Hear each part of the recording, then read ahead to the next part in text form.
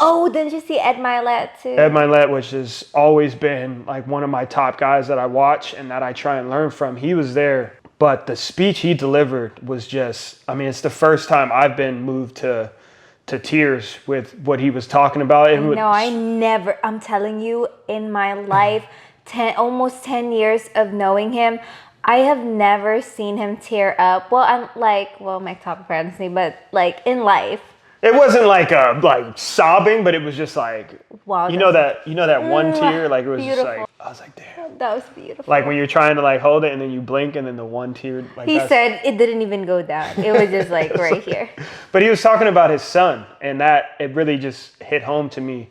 The story he told, it was like basically a hero story of his son and how his son just wanted to know that his dad was proud of him and that his dad had expectations from him. But there was a couple quotes that he had in his talk that I brought to you because I think it's a super, super valuable frame of mind. One of the stories that he told, he was talking about how him and his son was, I think, 6 at the time, and they would go to the car wash every single week. I think it was on like a Friday or something.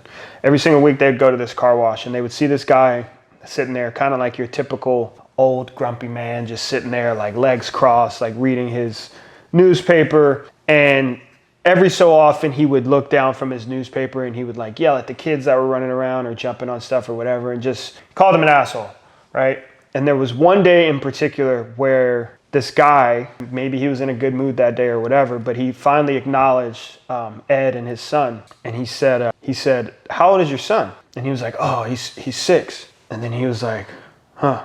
He was like, "Make sure you soak every moment up because he's only going to be 6 once. Once he turns 7, you got to say bye to that 6-year-old forever." And then he was like, and that goes on for the rest of his life. Once he turns 8, the 7-year-old is gone forever. And Ed was saying, he was thinking in that moment, he was like, damn, for such a shithead, like that's actually really good advice. Like, and he had to think about it. It's like, okay, yeah. So once he's 15, the 14-year-old's gone forever, and so on and so on. His son, I think, is almost 20 now. But then, because the guy's an asshole, he asked that guy, he said, "Well, what age did that stop for you?" And when he said that, the whole audience kind of was silent because he was like, it was this moment of like, oh damn, that's a real thing. Like every year you have a birthday, the goal should be to get rid of the year before's person. And his whole message on that whole thing was, you should be growing each and every year. Every time you come to a birthday, you should be able to look back at that year in the past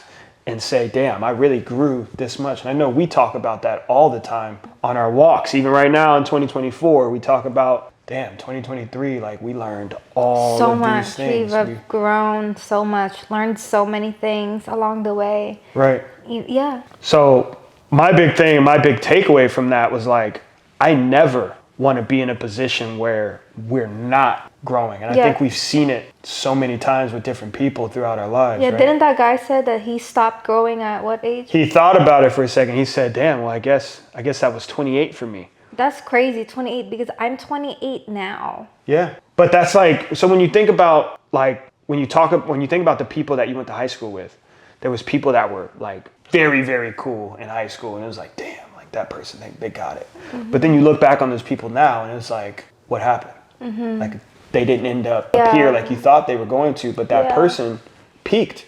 In high school. They peaked in high school. Yeah. Right? And that's like I know it's a big thing in sports. Like you see it all the time. The kid that's good when you guys are in Pop Warner doesn't end up being good in high school, doesn't go pro like everybody thought he was. It happens when it comes to the cool girl in high school that's got all the guys trying to go after her. They go into college and then they end up, in that situation where they're not that person anymore, right? So I think it was a big deal for me because it made me look at myself as like every single year we want to have that intention to grow, not only grow, but grow together, right? That's what we talked about.